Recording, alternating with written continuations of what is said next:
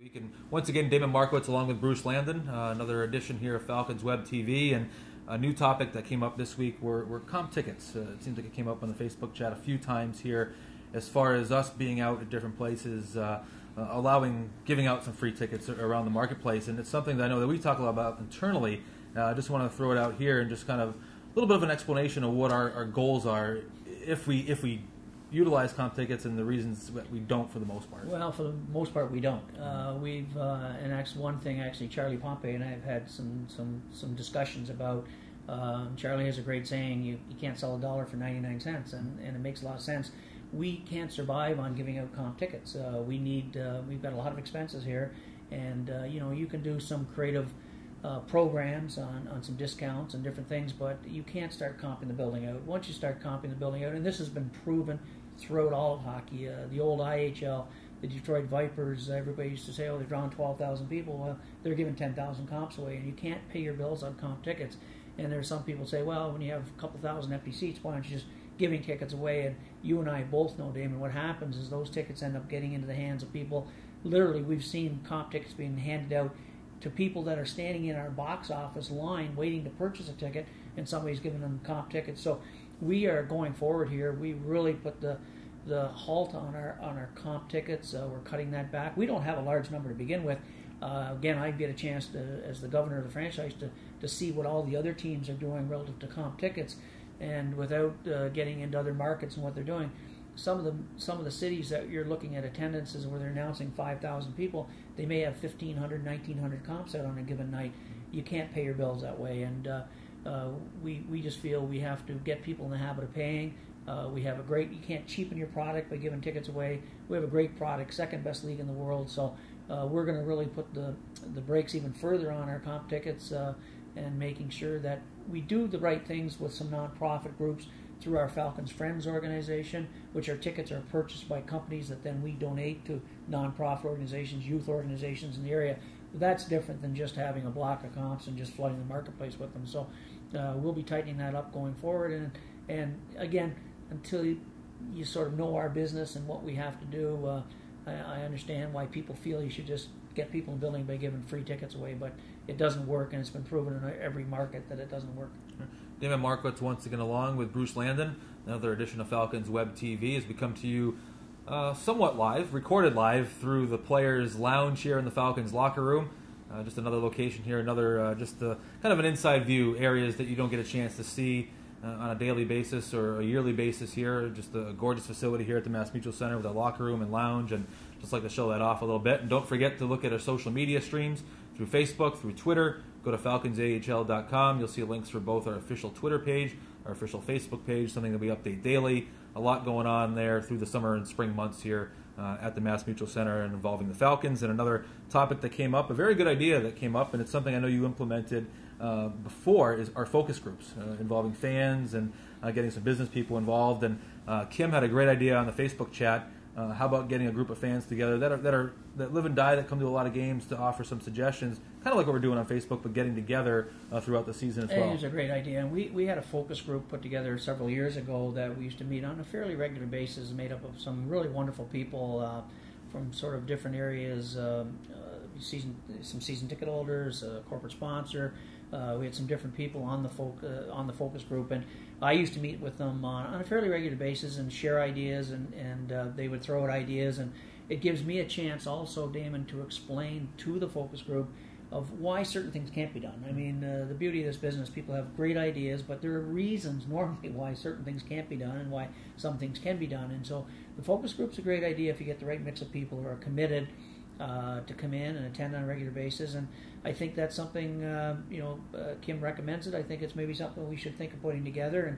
And, when you do any kind of group, you don't want the group too big, but you want a group of the right people who are committed to come in and discuss ideas that might be good for the franchise, and we can actually use them as a sounding board and some things we're thinking of, and how do you feel about this, and would this be a good promotion, or how about changing our starting games from a Friday night from 7:30 to 7 o'clock, so we can bounce ideas off them as well. But it's a good idea, and we haven't had it's been, I think, 3 years probably since we've had the focus group, so maybe it's time to reorganize. And if Kim is watching, and we're going to watch, maybe she can give us a call and we can sort of start putting a group together and find out when's the best time to meet. I know Kim will be watching and paying attention through Facebook. Kim and Seth, I both have to recommend. They're on there quite a bit, offer a lot of good suggestions, and I think we've got some loyal followers, which is great. That's the whole point of we're doing this. Feel free to spread the word. We want more people on there. We want a lot of conversation, give honest answers. It's the whole point of doing this. And another topic that came up this week was the media coverage that we get.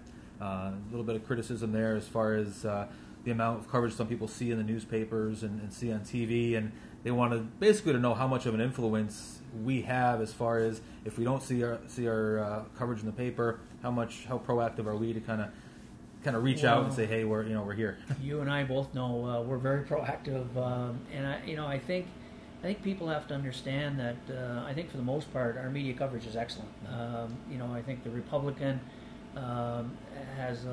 they have a lot of sports in this area to cover. I mean, we're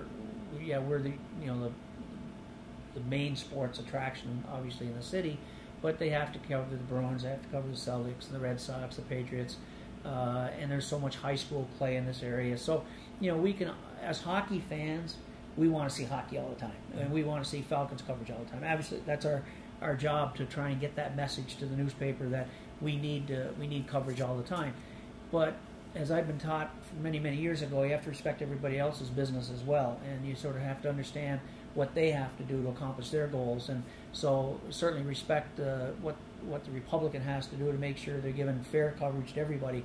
I think for the most part, we very seldom get slighted. I think for the most part they've been very objective, and I think they give us pretty good coverage most of the time. There have been some situations where the coverage I don't feel, and you and I have talked about this together, where we felt we should have gotten better coverage, and we reach out to the sports editor at the Springfield Republican or through the various beat writers, and we'll address it with them and address it in a professional manner. And normally there's a reason back, and in some cases it's just things slip through the cracks. It's not certainly a lack of getting information, because you're doing that on a daily basis to them. So that's certainly from the Republican side. As far as television, if you're watching the local TV stations, the window of sports coverage is shrinking. I guess they've done market studies, and the sports coverage on especially the NBC affiliate TV 22 seems to be shrinking. I guess they all are a little bit from what we used to get.